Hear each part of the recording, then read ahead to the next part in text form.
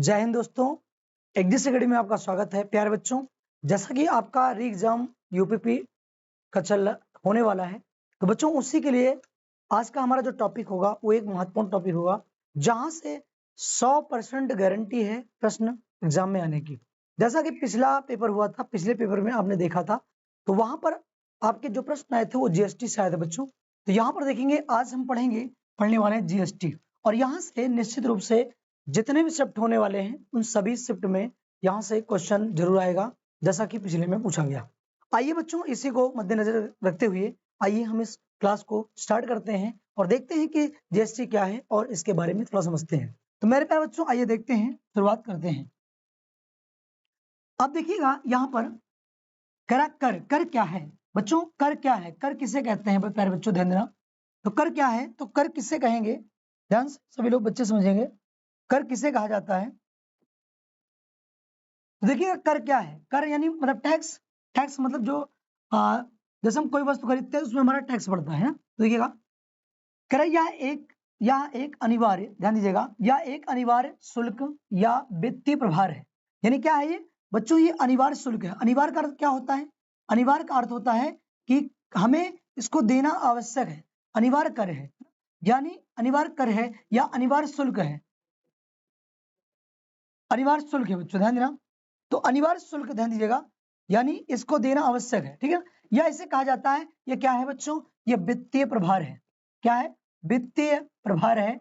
और यहाँ पर जैसा दिया गया है कि किसी भी सरकार द्वारा किसी व्यक्ति या संगठन पर सर्वोत्तम सुविधाएं और बुनियादी ढांचा प्रदान करने वाले सार्वजनिक कार्यों के लिए राजस्व एकत्र करने के लिए लगाया जाता है। यानी कहने का मतलब क्या हुआ कि जो जीएसटी लगता है ये राजस्व को एकत्रित करने के लिए किया जाता है ना। राजस्व को एकत्रित करने के लिए इसको उपयोग किया जाता है। किसको, राजस्व को एकत्रित करने के लिए कर लगाया जाता है मेरे बच्चे, ध्यान देना, ठीक है। तो राजस्व एकत्रित करने के लिए इसको लगाया जाता है। तो देखिए हमें पढ़ना क्या है मेरे बच्चों, तो कर के अंदर क्या क्या आता है समझिएगा। आइए देखते हैं थोड़ा सा, आइए समझते हैं। जैसा कि कर के प्रकार, यानी कर जो होता है, कर कितने प्रकार का होता है मेरे बच्चों, यहाँ देखिएगा, और यहाँ से प्रश्न जरूर आएगा। कर के प्रकार होता है मेरे प्यारे बच्चों, जैसे होता है अप्रत्यक्ष कर। अप्रत्यक्ष कर यानी कहेंगे इसको हम कह सकते हैं इनडायरेक्ट कर। क्या बोलते हैं, इनडायरेक्ट टैक्स। इनडायरेक्ट टैक्स बोला जाता है मेरे बच्चों, ध्यान दीजिएगा। तो ये क्या होता है, अप्रत्यक्ष कर होता है। और यहाँ क्या है, इसको कहेंगे डायरेक्ट टैक्स। क्या बोलेंगे, डायरेक्ट टैक्स ये होता है, डायरेक्ट यानी सीधे। अब समझिएगा इसका अर्थ क्या होता है मेरे बच्चों, ध्यान दीजिएगा। जैसे कहता अप्रत्यक्ष कर क्या है, अप्रत्यक्ष कर वो कर होता है जिसको सीधे सीधे से नहीं दिया जाता, यानी ये इनडायरेक्टली रूप से ले लिया जाता है। जैसे कोई उत्पाद है, कोई प्रोडक्ट है, उसमें आप देखें कोई चीज आप खरीदने जा रहे हैं, उसमें उसके अंदर लगा होता है, यानी उसमें लिखा होता है इंक्लूडेड विद ऑल टैक्सेस बच्चों। तो इसीलिए जो है वो उसके अंदर यानी पहले से ही जुड़ा होता है। तो ये हमसे मांगा नहीं जाता, बल्कि उसमें जोड़ करके उस वस्तु का दाम बताया जाता है। आइए देखते हैं, तो अप्रत्यक्ष कर में हमारे बच्चों क्या क्या आता है। जैसे आता है जीएसटी, आता है जीएसटी आता है, फिर आता है केंद्रीय उत्पाद शुल्क आता है, बिक्री कर, मनोरंजन कर, stamp duty, custom duty, security लेन देन और सेवा कर। ये सारी चीजें मेरे बच्चों किस में आती है, तो ये सब के सब आती हैं आपके जो है अप्रत्यक्ष कर के अंतर्गत आती है। उम्मीद है आपको इतनी चीजें समझ में आई होगी। अब आता है डायरेक्ट कर। डायरेक्ट कैसे, यानी डायरेक्ट लिया जाता है। आपने सुना होगा डायरेक्ट कर में क्या क्या होता है मेरे बच्चों, ध्यान देना। तो एक आता है आय के आधार पर, एक होता है संपत्ति के आधार पर। आय के आधार पर क्या है, आयकर होता है। आयकर यानी डायरेक्ट कर वो होता है जिससे सीधे लिया जाता है, सीधे लिया जाता है, सीधे लिया जाता है मेरे बच्चों। इसका अर्थ क्या हुआ, सीधे लेने का मतलब क्या हुआ कि आपसे आप जा करके टैक्स भरते हैं अलग से। जैसे आप इनकम टैक्स तो कहते हैं, आयकर मतलब क्या होता है, इनकम टैक्स, यानी आपकी इनकम है, यानी आप कमा रहे हैं, आपको टैक्स देना पड़ता है। ज्यादा आप कमा रहे हैं, आपको टैक्स भरना पड़ेगा। निगम कर, ये सब किसके अंदर आएंगे, ये सब प्रत्यक्ष कर है। और यहाँ पर देखेंगे है संपत्ति कर है बच्चों। संपत्ति कर मतलब संपत्ति पे लगता है, उपहार कर लगता है और व्यय लगता है। उपहार कर मतलब जैसे कोई आपको कोई गिफ्ट मिलता है तो गिफ्ट पर भी ये लगता है बच्चों, ठीक है। तो गिफ्ट पर भी लगता है, यानी उपहार कर है, ठीक। तो ये चीजें आपको समझना आवश्यक है। प्रश्न यहाँ से बनता है, ध्यान देना, प्रश्न बनता है। प्रश्न कैसा बनता है, स्टार लगाइएगा। प्रश्न बनता है, बताइए इनमें से कौन सा अप्रत्यक्ष कर है। कौन सा अप्रत्यक्ष कर है, और ऑप्शन दिया जाएगा जीएसटी, केंद्रीय उत्पाद शुल्क, या उसके बाद आयकर, निगम कर। इसमें आपको पहचानना होगा कौन सा है, तो बच्चों आप पहचान कर इसको लगा सकते हैं। मतलब क्या है, जैसे जीएसटी है, जीएसटी क्या है, अप्रत्यक्ष कर है, ठीक है ना। तो ये सारे क्या है, ये सब जो है ये अप्रत्यक्ष कर है बच्चों। और इधर जितने आपको दिख रहे हैं, आयकर, निगम कर, और उसके अलावा संपत्ति कर, उपहार कर, व्यय कर, ये सब क्या है, ये सब आपके क्या है, ये प्रत्यक्ष कर है। उम्मीद है इतनी बातें आपको समझ में आई होंगी। आइए आते मेन मुद्दे पर जो हमें पढ़ना है। तो यहां से भी इंपॉर्टेंट क्वेश्चन बनेगा, आगे देखते हैं। आगे समझते हैं बच्चों, ध्यान देना, हमें पढ़ना क्या है, जीएसटी पढ़ना है। पिछली बार क्वेश्चन यहां से आया था, हम जितनी बातें आपको बताने जा रहे हैं मेरे बच्चों उसको ध्यान देना। जीएसटी जैसे सवाल पिछली बार आया था, एक सेट में पूछा गया था जीएसटी का फुल फॉर्म क्या है। तो बच्चों जीएसटी मतलब होता है गुड्स, ध्यान दीजिएगा, goods and service tax, goods and service tax, goods and service tax, ध्यान दीजिएगा ये इंपॉर्टेंट चीज है। गुड्स एंड सर्विस टैक्स ये पिछले एग्जाम में पूछा गया, यानी यूपीपी जो रद्द हुआ है उसमें आया था, ठीक ना। इसी को और क्या कहते हैं, इसी को हिंदी में कहते हैं वस्तु एवं सेवा कर, वस्तु एवं सेवा कर, ठीक है ना, वस्तु एवं सेवा कर। बच्चों ध्यान दीजिएगा, तो ये होता है वस्तु और सेवा कर। इतनी बातें आप लोग ध्यान से समझिएगा मेरे बच्चे, इतनी चीजें आप क्लियर करिएगा, क्योंकि ये भी एग्जाम में पूछा गया है और ये भी आया है, दोनों पूछा जा चुका है मेरे बच्चे। तो ये चीज जरूर ध्यान दिएगा कि इसे कहते हैं गुड्स एंड सर्विस टैक्स या वस्तु एवं सेवा कर, हिंदी में क्या कहेंगे, वस्तु और सेवा कर, ठीक है। अब आइए देखते हैं, कुछ चीजें समझते हैं, देखिएगा। तो अभी आपसे अगर मैं कहूं कि अभी मैंने कहा था जीएसटी का पूरा नाम क्या है, जीएसटी का पूरा नाम है वस्तु और सेवा कर, वस्तु और सेवा कर, ये जीएसटी का नाम बच्चों, ठीक है ना। और क्या है, या एक क्या है, अप्रत्यक्ष कर है, मतलब क्या है, ये आपका क्या है, इनडायरेक्ट टैक्स है, क्या है, इनडायरेक्ट टैक्स है। अभी मैंने बताया ये भी चीजें इंपॉर्टेंट है, यानी क्या है, या एक अप्रत्यक्ष कर। बच्चों इतनी बातें आपको समझ आई, ठीक है। विश्व में जीएसटी का जनक कौन सा देश है, फ्रांस। यानी पूरे विश्व में अगर कहा जाए कि सबसे पहले वो कौन सा देश ने जीएसटी को लागू किया था मेरे बच्चों, तो वो है फ्रांस। फ्रांस में सबसे पहले ये लागू हुई थी, कहां पर, फ्रांस में सबसे पहले लागू हुई थी क्या, जीएसटी। ध्यान दीजिएगा, सबसे पहले कहां लागू हुई थी बच्चों, सबसे पहले ये फ्रांस में लागू हुई। तो फ्रांस को जीएसटी का जनक माना जाता है, पिता माना जाता है। फ्रांस में जीएसटी की शुरुआत कब हुई थी, 1954 में हुई थी। कब हुई थी बच्चों, 1954 में हुई थी। ये सभी लोग ध्यान दीजिएगा, सबसे पहले जीएसटी कहाँ आई, तो ये फ्रांस में आई, और ये जो है 1954 में लागू हुई, ठीक है ना। तो ये रहा विश्व के परिप्रेक्ष्य में मेरे बच्चों, इतनी चीजें आपको समझ आई होगी। आइए और आगे देखते हैं, इनको नोट्स बनाते चलिएगा, लिखते चलिएगा।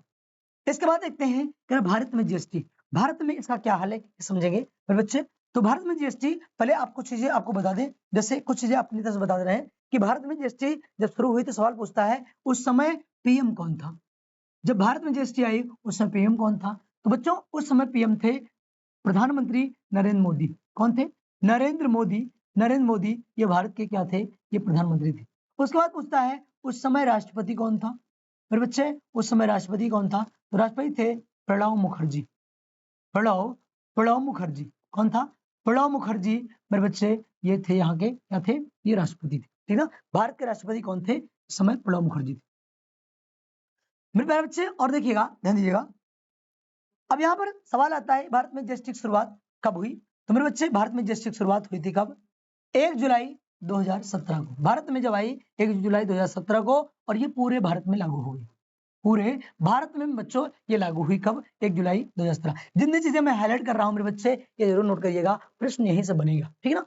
आइए देखते हैं, फिर देखते हैं संविधान के अनुच्छेद, कौन सा अनुच्छेद पूछता है, कौन सा अनुच्छेद के अंतर्गत आता है, तो ये 279A के अंतर्गत, कितना है, 279A आर्टिकल के तहत जीएसटी का जिक्र किया गया है। और उसके बाद पूछता है जीएसटी का उल्लेख, यानी किस संविधान संशोधन, तो 101वां संविधान संशोधन है बच्चे, और 122वां विधेयक है, क्या है, विधेयक है। यानी आपका क्या है, 101वां संविधान संशोधन है, यानी इस संविधान संशोधन के तहत जो है भारत में जीएसटी लगाई गई थी, ठीक है।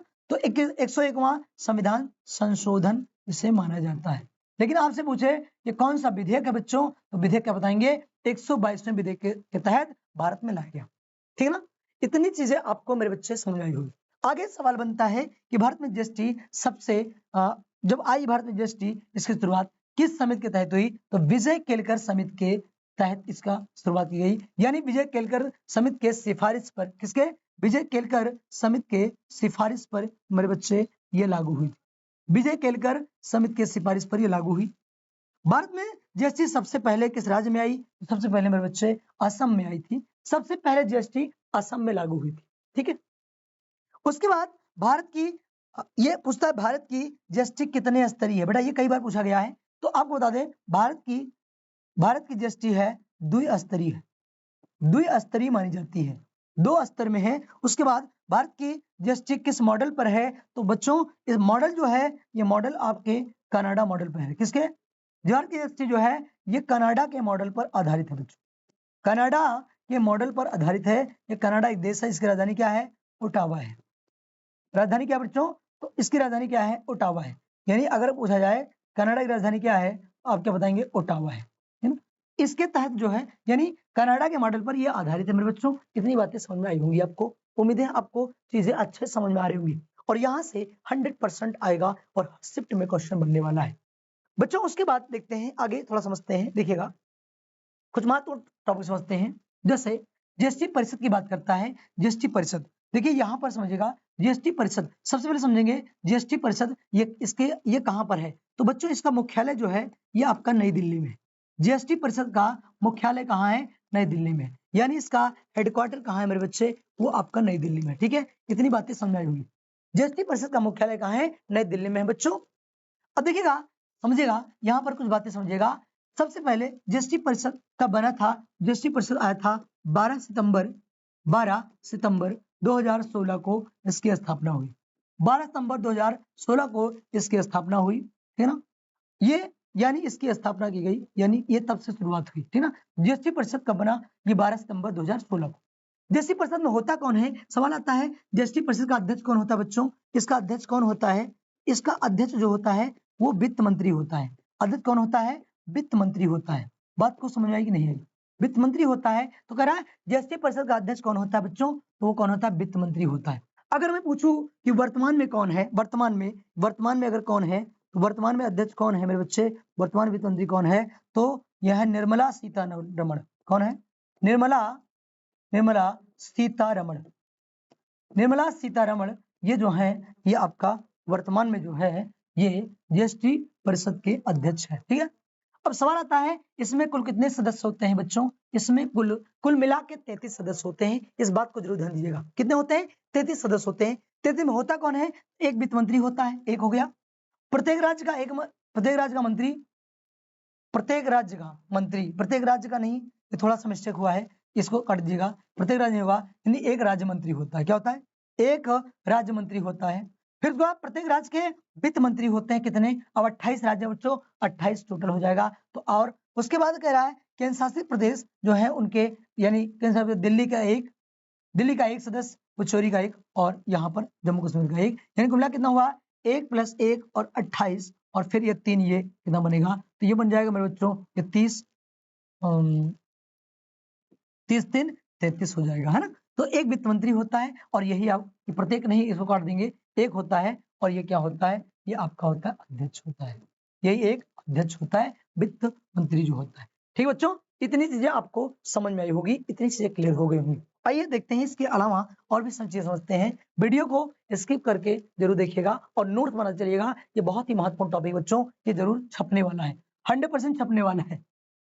उसके बाद देखिएगा विशेषताएं को समझते हैं। जैसे जीएसटी की बात करता है, भारत की जो स्थितियां भारत में वो क्या है? तो विश्व में सबसे अधिक जीएसटी की दरें कहाँ हैं? तो वो भारत में है। कहाँ पर है? भारत में जीएसटी की दरें सबसे ज्यादा है बच्चों। अब पूछा जाए सबसे ज्यादा मतलब, जैसे यहाँ लगती है एक 0% लगती है, एक 5% है, और एक उसके बाद 12% है, एक 18% है बच्चों, और एक लगती है आपकी 28% है। अधिकतम पूछे, सवाल आता है सबसे अधिकतम जीएसटी कितने की है? तो अधिकतम है अधिकतम कितनी है? अधिकतम आपकी 28 है, और न्यूनतम कितनी है? वो आपका 0 है। वैसे कुछ सवाल और बनता है, जैसे कभी कोई तो ये पूछता है 4 ही स्थिति, मतलब 4 दरें, ऑप्शन में 4 रहता है तो चले, क्योंकि 0 को कुछ लोग नहीं मानते, नहीं लेते, इस वजह से, है ना? तो ये दरें यानी इतनी दरें और कहीं पर नहीं है। जीएसटी चोरी करने पर कहता है अगर कोई जीएसटी चोरी करता है उसे 5 साल की सजा का प्रावधान है। कितने साल बच्चों? ये 5 साल सजा भुगतेगा। 5 साल की सजा हो जाती है अगर कोई भी जीएसटी की चोरी करता है। तो उसके बाद जीएसटी में अक्षर कितने होते हैं मेरे बच्चे, जीएसटी में कितने अक्षर या नंबर होते हैं, तो ये ध्यान दीजिएगा, छाप लीजिएगा, छपने वाला है 15 अंक होता है, यानी 15 अक्षर होते हैं। जीएसटी के अंक कितने होते हैं, वो 15 होते हैं। इसमें होता क्या क्या है, इसको कहते हैं जीएसटी आइडेंटिफिकेशन नंबर। क्या बोलते हैं, जीएसटी आइडेंटिफिकेशन नंबर। थोड़ा ध्यान दीजिएगा, आइडेंटिफिकेशन नंबर होता है। ठीक है बच्चों, अब सवाल यहां से बनता है, ध्यान दीजिएगा, ये जो अंक लिखा होगा ये किस तरह से होगा, देखिएगा।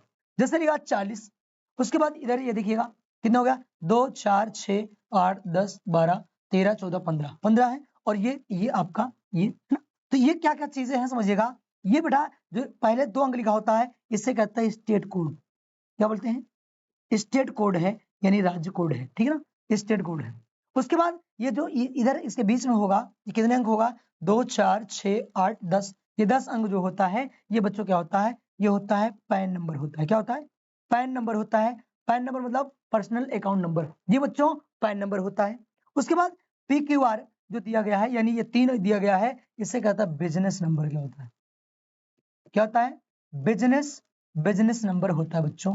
क्या होता है, बिजनेस नंबर होता है। उम्मीद है आपको समझ आया। ये स्टेट कोड होता है, ये पैन नंबर होता है, और ये आपका बिजनेस कोड होता है। पैन का फुल फॉर्म कोई पूछता है तो पर्सनल अकाउंट नंबर क्या होता है, पर्सनल अकाउंट नंबर होता है मेरे बच्चों, ये आप ध्यान दीजिएगा।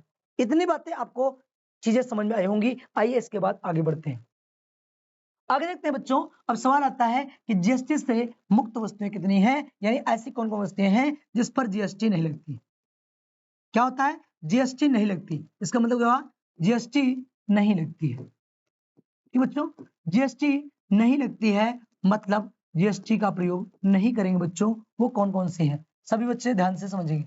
तो देखिएगा, जैसे देखिए सरकार को कहीं फायदा बहुत ज्यादा होता है, इसलिए वो क्या करती है, जीएसटी नहीं लगती। जैसे पेट्रोलियम, पेट्रोलियम पर जीएसटी नहीं लगती। पेट्रोलियम में मेरे बच्चों क्या क्या आता है, जैसे आपका इसमें पेट्रोल आ सकता है, पेट्रोलियम पेट्रोल हो सकता है, डीजल हो सकता है, डीजल हो सकता है ना। इन सब चीजों पर क्या होता है, इन सब चीजों जीएसटी नहीं लगती। उसके बाद अल्कोहल, अल्कोहल बोले तो दारू, इस पर क्या होता है, ये जीएसटी मुक्त है। शिक्षा पर भी क्या हुआ, कोई जीएसटी नहीं लगती, शिक्षा भी जीएसटी मुक्त है। बच्चों सवाल आता है कौन कौन सी चीजें हैं जिस पर जीएसटी नहीं लगाई जाती, तो यानी जीएसटी मुक्त है मेरे बच्चों। ये इंपॉर्टेंट क्वेश्चन है, इंपॉर्टेंट, इसको छाप लीजिएगा। इंपॉर्टेंट क्या है, पेट्रोलियम, अल्कोहल और शिक्षा, इन सब पर क्या है, जीएसटी नहीं लगती है। इतनी बातें आपको समझ में आई होंगी। आइए और आगे देखते हैं और थोड़ा समझते हैं बच्चों। कह रहा भारत में जीएसटी की दरें, अभी मैंने पहले बताया जीएसटी की दरें कौन कौन है, एक 0 है, 5%, 12%, 18% और 18%, और बच्चों उसके बाद ये 28%। अब सुनिएगा, आपको मैं थोड़ा सही तरीके बता दूं, जितने कौन कौन चीजें ऐसी हैं जिन पर जो है जीएसटी सबसे कम लगती। 0% वाली है क्या, दूध, जैसे बेटा देख ध्यान दिया। और एक बात समझिएगा, ये वो चीजें हैं जो पैक ना हो।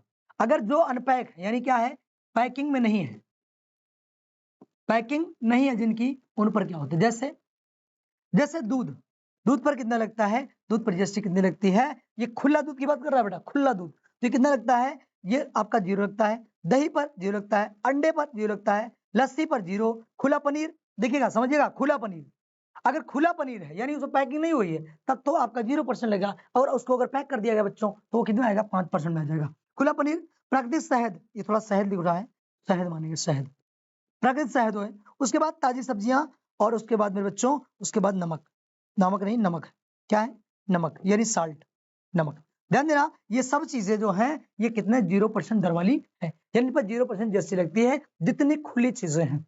लेकिन बच्चों ध्यान दिया, खुली चीजें और खाने योग्य चीजें हैं, जितनी है खुली खाने चीजें योग्य वो क्या है, उन पर 0% लगती। लेकिन अगर इन्हीं को पैक कर दे, इन्हीं को पैक कर दे, जैसे चीनी, चीनी पे कितनी लगती है, 5% लगती है। खाद्य तेल, तेल जो आता है खाने वाला उस पर, किशमिश पर, घरेलू एलपीजी यानी जो सिलेंडर घरेलू वाला, मिट्टी का तेल, काजू, काजू, उसके बाद शिशु मिल्क यानी अगरबत्ती, दवा, दवा नहीं दवा, दवा, और उसके बाद पैकिंग पनीर, यानी कितना, पैकिंग पनीर, और बच्चों इसमें आता है गुड़, गुड़ भी आता है। ये सब क्या है, 5%। तो अगर मैं ये कह दूं किस पर लगता है, खाद्य वस्तुओं पर, कहां पर, खाद्य वस्तुओं पर 5% लगता है। ये सीधे समझिएगा, खाद्य मतलब खाने योग्य वस्तुएं, जितनी भी खाने वाली चीजें हैं उस पर कितना लगता है मेरे बच्चों, उस पे आपका लगेगा कितना, उस पर पूरा पूरा कितना 5% जीएसटी लगता है। उम्मीदें आपको समझ में आया होगा। जिन पर पैकिंग लगी हुई है उन पर जीएसटी 5 हो जाएगा, जो खुली चीजें खाने वाली चीजें हैं उस पर कितना होगा, 0% होगा। मेरे बच्चे इतनी बातें आपको अच्छे से समझ में आई होगी, उम्मीद है ये चीजें क्लियर हो गई होंगी। आइए उसके बाद और देखते हैं। सवाल है 12% दर वाली कौन कौन है बच्चों, जैसे मक्खन हो गया, कंप्यूटर हो गया, कंप्यूटर थोड़ा ध्यान देना, कंप्यूटर, कंप्यूटर है ना, कंप्यूटर कितना लगता है, वो 12%। घी पे मोबाइल फोन, मोबाइल फोन है ना, बादाम पे अचार, चटनी, मुरब्बा, छाता, पैक, नारियल पानी, इन सब पर कितना लगता है मेरे बच्चे, इस पर सब पर जो है आपकी 12% जीएसटी लगती है। उम्मीद है आपको इतनी चीजें समझ में आ रही होगी, सही बच्चे ध्यान दीजिएगा। उसके बाद आप देखेंगे एक चीज ध्यान दीजिएगा, इसमें जितनी चीजें हमारी स्वच्छता वाली चीजें हैं, स्वच्छता वाली, स्वच्छता मतलब कि जिनसे हमारी स्वच्छता होती है या हमारी सुंदरता बढ़ती है, उन पर कितना लगता है, 18%। यानी आप ये कह देंगे कि अगर सबसे ज्यादा कोई अगर जीएसटी यूज कर रहा है तो महिलाएं, है ना, महिलाओं की। अगर थोड़ा सा लग्जरी चीज छोड़ दिया जाए, देखेंगे महिलाएं बहुत आगे। जैसे बालों का तेल, बालों का तेल, तेल लगाने से क्या होता है, सुंदरता बढ़ती है ना, बाल अच्छे हो जाते हैं, बहुत सुंदर लगने लगते हैं, सुंदरता पर। टूथपेस्ट से क्या होता है, दांत साफ होता है, इस पर जैसे अठा लगती है। साबुन से शरीर का मैल धुल जाता है, गंदगी चली जाती है, हम लोग एकदम सुंदर दिखने लगते हैं, उससे उस पर कितना लगता है, 18%। आइसक्रीम है, ये भी खाने योग्य चीजें है, लेकिन आइसक्रीम है, इस पर अठा लगती है। टॉयलेट पेपर जो होता है, टॉयलेट पेपर, वो भी किस पर लगता है, कितना लगता है, 18%। यानी कहने का मतलब जितनी चीजें, ज्यादातर मैं बता दूं, ज्यादातर अब जैसे क्रीम पाउडर ये सब जितनी भी आएंगी वो सब पे क्या लगेगा, 18% लगेगा। यानी स्वच्छता वाली चीजें जो हमें स्वच्छ करती हैं उन पर कितना लगता है, 18% जीएसटी लगती है मेरे बच्चों। इतनी बातें समझ में आएगी कि नहीं है, इतनी बातें उम्मीदें समझ में आ गई होंगी। आइए उसके बाद समझते हैं। 28% सबसे बड़ी दर बोलता है, 28% है बच्चों। आपको एक शब्द बता दें, जो विलासिता वाली चीजें, विलासिता वाली चीजें, यानी कहते हैं लग्जरी वाली, लग्जरी, लग्जरी वाली चीजों में वो कितना लगता है, 28 लगता है। जैसे कारें, BMW लिया, 28%। बड़े होटल, आप ताज होटल में गए खाना खाने, ताज होटल में, रेस्टोरेंट में गए वहां पर लगता है। और सुनो, इतनी चीजें ही नहीं, नशीली चीजों पर भी 28% या उससे कहीं ज्यादा लगता है, यानी 28% ऊपर लगता है। तो जैसे आप कहते हैं पान मसाला, पान मसाला, उसके बाद आप कहें तंबाकू, तंबाकू हो गया, सिगरेट हो गया, क्या हो गया, सिगरेट हो गया, सिगरेट बच्चों, इन सब पर क्या लगता है, 28% लगता है। यानी आप समझेंगे ये पान मसाला इन पर बहुत ज्यादा लगता है, तंबाकू बहुत ज्यादा लगता है, लेकिन फिर भी लोग सबसे ज्यादा खाते हैं। सरकार को भी पता है कि जो जिसमें ज्यादा मिलेगा, जिसको लोग ज्यादा यूज करेंगे उसमें ज्यादा मिलेगा। अब सोचिए एक छोटी सी पुड़िया लेते हैं लोग, एक छोटी पुड़िया लेते हैं, उसको खाते हैं, और उस पुड़िया का दाम कितना, 5 से 10 रुपया, 15 रुपया, जो जो चीज खाते हैं, कोई रजनीगंधा, कोई है ना, बहुत सारी वीआईपी चीजें यूज करते हैं। तो बेटा उन पे सबसे ज्यादा क्या होता है, जीएसटी लगता है, और उसको हम लोग यूज करते हैं, और इसमें बहुत सारी कंपनियों को बहुत बड़ा फायदा होता है ना। चलिए इतनी बातें समझ आई, तो ये चीजें क्लियर हो गई, दरें क्लियर हो गई। आइए इसके बाद समझते हैं। इसके बाद क्या है, कहता है बाद में जीएसटी की श्रेणियां कितनी है बच्चों, कितनी श्रेणियों में जीएसटी है, कितनी श्रेणियों में बनेगा। अब देखेंगे श्रेणियों में एक आता है सीजीएसटी। सी मतलब होता है बेटा सेंट्रल होता है, क्या होता है, सेंट्रल, यानी सेंट्रल मतलब केंद्र जो लेता है। एस जीएसटी मतलब, एस मतलब होता है स्टेट, स्टेट मतलब वो जीएसटी जो राज्य लेता है। आई जिसका मतलब होता है, आई मतलब इंटीग्रेटेड होता है, इंटीग्रेटेड होता है, इंटीग्रेटेड मतलब यानी। और उसके बाद यूटी यानी union territory, union territory, union territory बच्चों ध्यान दीजिएगा। अब समझिएगा यहाँ पर सीजीएसटी ये क्या है, या केंद्र सरकार लेती है, कौन लेता है, केंद्र सरकार लेती है बच्चों ध्यान देना। यानी इसको कौन लेता है, सीजीएसटी सेंट्रल यानी केंद्र सरकार लेती है, और यह वस्तु के उत्पादन पर लगता है। यानी कोई वस्तु जब बनती है बच्चों, कोई वस्तु बनाई जाती है, उत्पादित की जाती है, उस पर जो टैक्स होता है वो सीजीएसटी लगता है। यानी कोई वस्तु आप बनाए तो उस पर केंद्र सरकार का टैक्स लगेगा, जब वो बिकेगी तो, यानी सीजीएसटी आपको देना पड़ेगा। यानी कोई वस्तु पर, यानी जो बनती है उस पर सीजीएसटी लगेगा। एसजीएसटी में क्या होता है, एसजीएसटी का मतलब होता है बेटा, जैसे मान लो कोई चीज यूपी में बनी, कोई चीज यूपी में बनी और यूपी में ही बेच डाली गई, या कोई चीज एमपी में बनी, एमपी में बेच डाली गई, है ना। यानी जिस राज्य में, कहने मतलब जिस राज्य में वस्तु बनी उस राज्य में भेज दी जाए वो होता है आपका SGST कहा जाता है। क्या कहते हैं? SGST कहते हैं। तो ये भी बातें समझ में आई होगी, ठीक है ना। उसके बाद देखिएगा आ गया था IGST। आई मतलब क्या होता है IGST? मतलब एक स्टेट से दूसरे स्टेट, एक स्टेट से यानी अनदर स्टेट, कहने का मतलब समझिएगा, एक स्टेट से अनदर स्टेट, यानी आप ये समझिएगा कि जैसे मान लो कोई सामान बिहार में बना, कोई सामान बिहार में बना और उसे महाराष्ट्र में बेचा गया, महाराष्ट्र में बेचा गया, यानी उसमें क्या होगा, बिहार में बनी महाराष्ट्र में बेची गई, इसे कहते हैं IGST। यानी इंटीग्रेटेड, यानी एक राज्य में बनी वस्तुएं जब दूसरे राज्य में बेची जाती हैं तो वो क्या कहलाती है, वह राज्य IGST लेता है। यानी बेची जाती हैं, जिस राज्य में बेची जाती है, जैसे मान लो बिहार वाले हैं, बिहार वाले बेचे महाराष्ट्र में, महाराष्ट्र लेगा क्या लेगा, IGST लेता है। और एक बात समझिएगा, जैसे आपने बहुत सारे प्लेटफॉर्म से जो है सामान मंगाते हैं, मीशो से मंगाते हैं, या उसके अलावा और भी जितनी भी चीजें हैं, यानी जहां जहां से ऑनलाइन सामान मिलता है या मंगाया जाता है, वो सब क्या कहलाता है, वो IGST के अंतर्गत आता है। IGST के अंतर्गत आता है, यानी ऑनलाइन वस्तुएं, जो ऑनलाइन वस्तुएं हम मंगाते हैं, फ्लिपकार्ट से मंगाते हैं या मीशो से मंगाते हैं, अमेजोन से मंगाते हैं, इन सब से वो सब में क्या लगता है बच्चों, उन सब में IGST लगता है, ठीक है ना। इतनी बातें समझ में होगी। उसके बाद देखते हैं अगला टॉपिक आता है UT-GST क्या होता है बच्चों।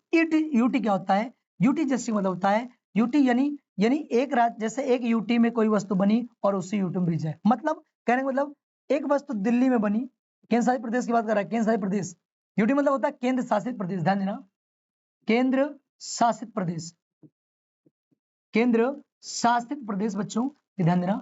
तो कहने का मतलब ये हुआ कि मान लो दिल्ली में बनी और दिल्ली में भेज दी गई, दिल्ली केंद्र शासित प्रदेश है, यहाँ बनी, या जम्मू कश्मीर बनी, जम्मू कश्मीर भेज दी गई, तो ये क्या कहलाएगा, इसे कहते हैं UT-GST के नाम से जाना जाता है। ठीक बच्चों, तो इतनी बातें आपको अच्छे से समझ में आ गई होगी, पूरी चीजें क्लियर हो गई होंगी। इन सब को क्या करिएगा सभी बच्चे, इनकी नोट्स बनाना जरूरी है। एक क्वेश्चन बनता है कि जितनी GST है, ये चारों GST, चारों में सबसे अनिवार्य कौन है जिसे भरना आवश्यक है मेरे बच्चे, उनमें CGST भरना आवश्यक है, यानी सेंट्रल GST देना बहुत ही आवश्यक है, यानी चारों में एक जरूर लगेगा, वो CGST लगेगा।